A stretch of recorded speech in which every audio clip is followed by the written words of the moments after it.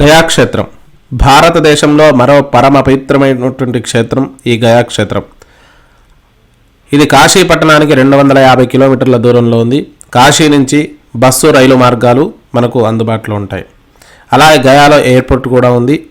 హైదరాబాద్ నుంచి తెలుగు రాష్ట్రాల నుంచి వెళ్ళేవారు కాశీకి వెళ్ళి కాశీ నుంచి వెళ్ళవచ్చు. లేదంటే పూరి జగన్నాథ్ కలకత్తా మీదుగా కూడా గయాకు మార్గం ఉంది. అంటే ప్రైవేట్ వాహనాల్లో కానీ ఇలా వెళ్ళేవాళ్ళు పూరి జగన్నాథ్ వెళ్ళి అటు నుంచి గయ మీదుగా కాశీకి వెళ్ళే అవకాశం కూడా ఉంటుంది. ఈ రెండు మార్గాలు మనకు అందుబాటులో ఉంటాయి కాబట్టి ఏ మార్గాన్నైనా కూడా మనం ఎంచుకోవచ్చు. ఇక కాశీ పట్టణానికి 250 కిలోమీటర్లు ఉన్న ఈ గయాక్షేత్రానికి కాశీ నుంచి ప్రైవేట్ వాహనాలు, ఆర్టీసీ బస్సులు, రైలు మార్గాలు కూడా మనకు అందుబాటులో ఉంటాయి.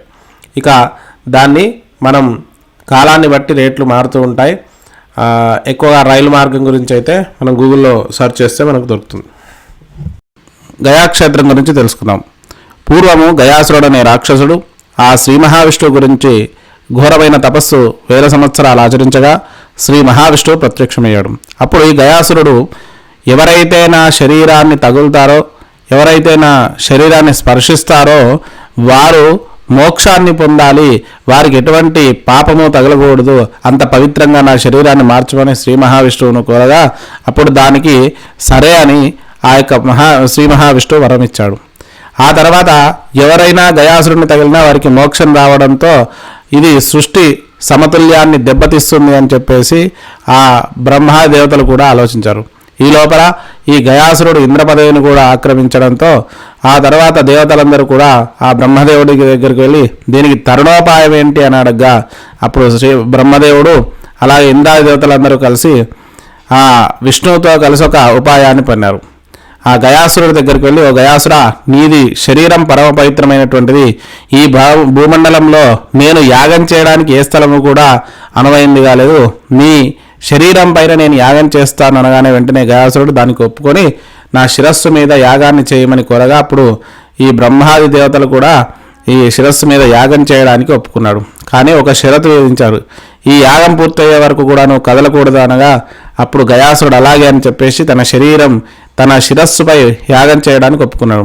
ఆ శిరస్సుపై బ్రహ్మదేవతలు కూడా యాగం చేస్తుండగా కొంత సమయానికి ఆయన శిరస్సు నొప్పితో కదలడం మొదలుపెట్టింది.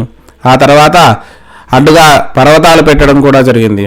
తర్వాత ఈ గయాసురుడు తన శరీరం అనేది నిష్క్రమణం అవుతుంది అని చెప్పేసి తెలుసుకుని మరి ఈ శరీరానికి ఒక సార్థకత కలగాలి అని చెప్పేసి ఆ మహావిష్ణువు పాదం మోపినట్టయితే నా శరీరం వదిలేస్తాను, అప్పుడు అది పరమ పవిత్రం అవుతుంది అని చెప్పగా అప్పుడు శ్రీ మహావిష్ణువు పాదాలు ఆ గయాసురుడి శిరస్సు మీద పెట్టడంతో శరీరాన్ని వదిలేశాడు. తర్వాత ఎవరైతే ఈ గయా తీర్థంలో ఆ శ్రీ మహావిష్ణువు పాదాలు తగిలిన చోట పిండ ప్రదానం చేస్తారో, నమస్కరిస్తారో వారికి మోక్షం ఉంటుంది, అక్కడ పునర్జన్మ అనేది ఉండదు అని చెప్పేసి స్థల పురాణం చెప్తుంది.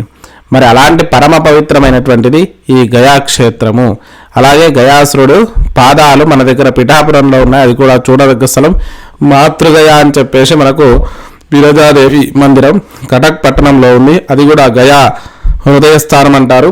ఇవన్నీ కూడా చాలా గయాసురుడు యొక్క శరీర స్థానాలని చెప్పేసి మనకు స్థల పురాణం చెప్తుంది. మరి ఈ గయాసురుడు యొక్క శిరస్సు పైన మనం పిండ ప్రదానం చేయాల్సి ఉంటుంది, ఆ పాదాలు నమస్కరించుకోవాల్సి ఉంటుంది.